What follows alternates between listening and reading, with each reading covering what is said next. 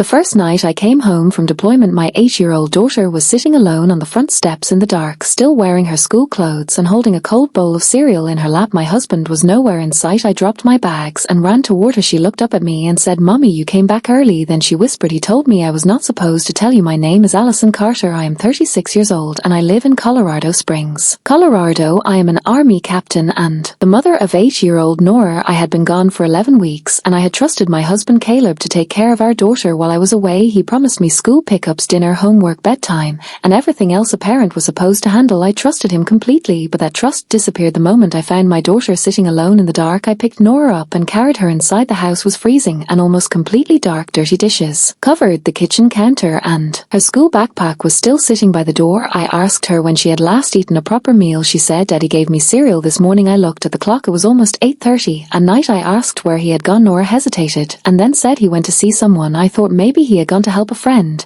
but then she looked at me and said he said she was more important right now. I felt something inside me tighten. "Who is she?" Nora shook her head. "I do not know, but she knows about you." That sentence stayed in my head all night. I called Caleb. He did not answer. I called again. Nothing. I checked the location on a family tracking app and saw his car parked across town at an apartment complex I had never heard of. I wanted to drive there immediately, but Nora was exhausted, so I put her to bed first. The next morning, Caleb finally came home just before sunrise. He walked through the door carrying coffee as if nothing had happened. Then he saw me standing in the kitchen. His face changed. "You are home early," he said. I told him I had not been scheduled to return for another 3 days. I had changed my flight because my mission ended sooner than expected. Then I asked him where he had been. He said he had been working late. I looked at him and said, "Nora told me you left her alone." He immediately became defensive. "She is exaggerating." I asked him what she had eaten. He said he could not remember. Then he asked why I was interrogating him. After being away for months, I wanted to scream, but I looked at my daughter sitting at the kitchen table and stayed calm. Before my deployment, Caleb had always told me he was proud of my service. He used to tell Nora that her mother was brave and that she should be proud whenever she saw my uniform.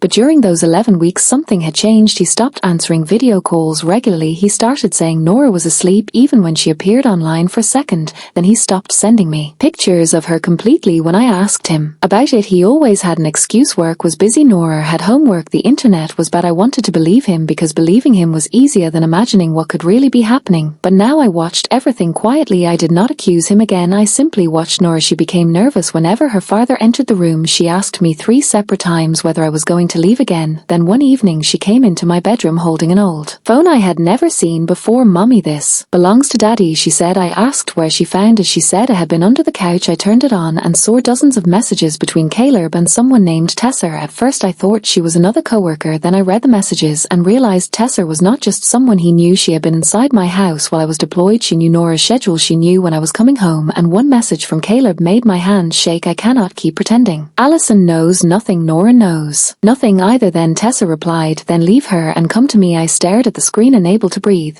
But there was something even worse. The messages were not only about an affair, they were about my daughter. One message said, "Nora is becoming a problem." Caleb replied, "I know, I am working on getting her used to you." Then Tessa wrote, "She needs to believe her mother chose the army over her." I read that sentence 3 times. My husband had not simply abandoned our daughter while I was deployed. He had been teaching her to resent me so that another woman could take my place. And suddenly I understood why my daughter had been so afraid to tell me the truth. I closed the phone and sat completely still. I did not confront Caleb that night because I finally understood something. He thought I was still the woman who trusted every excuse he gave me. He had no idea that I had already seen everything, and I was not going to give him a chance to destroy the evidence. Caleb did not know that I had already saved copies of every message I found. I sent the screenshots to myself and backed them up because I knew if I confronted him too soon he would delete everything. The next morning I asked him where Nora had been staying while I was deployed. He said she had been with his mother whenever he worked late. I looked directly at him and asked why Nora had told me she had been alone. He became angry and said I was turning my daughter against him. I said nothing. I simply picked up my phone and left the room. I contacted Nora's school and learned that Caleb had missed several pickups. He had given Tessa permission to pick her up twice without ever telling me. My hands were shaking when I heard that because Tessa was the woman from the messages. I asked the school to show me the records, and there it was. Her name was listed as an emergency contact. Caleb had added her while I was overseas. He had not only brought her into our lives, he had quietly given her access to my daughter. I confronted him that evening and placed the school records on the table. He stared at them and finally admitted Tessa had been helping him. He said he was overwhelmed and needed someone who understood him. I asked him if abandoning our daughter was part of being overwhelmed. He said he had never abandoned her. I told him that leaving an 8-year-old alone at night while he stayed with another woman was exactly what was then. Nora wore walked into their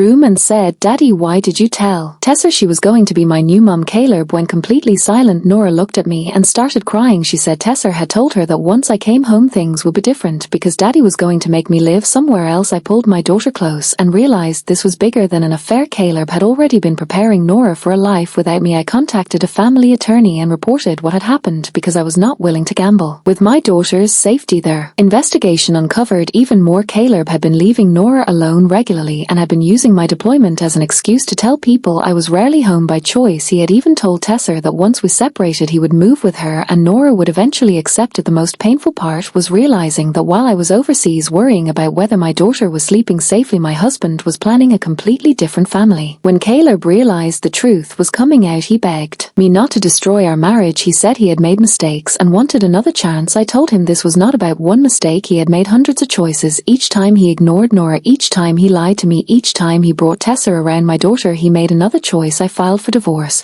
and requested full custody. I also made sure Nora received counseling because I could see how deeply the situation had affected her. She kept asking whether I had really chosen the army over her. I told her the truth. I told her that serving my country had never meant choosing anything over her. I had trusted her father to protect her while I was away, and he had broken that trust. Months later, the divorce was finalized. Caleb lost custody and was only allowed supervised visits until he could prove he was responsible enough to care for Nora. Tessa disappeared from his life almost immediately after everything became public because the future she had expected was gone. Caleb eventually admitted that he had believed I would come home tired and grateful to have him. He never imagined that I would look at the evidence and refuse to make excuses for him. I returned to my military career, but my priorities changed. I stopped believing that being strong meant enduring everything silently. Sometimes being strong means recognizing when someone you trusted has become dangerous to the peace of your family. Nora slowly became herself again. She stopped asking whether I was going to leave her and started sleeping through the night again. One evening she sat beside me and asked if I was going to deploy again someday. I told her maybe, but this time she smiled and said, "I know you will come back." I hugged her and told her something I wished I had understood much earlier. Being away does not make you a bad mother. Loving your child does not mean being physically present every second. It means making sure they are safe even when you cannot be there.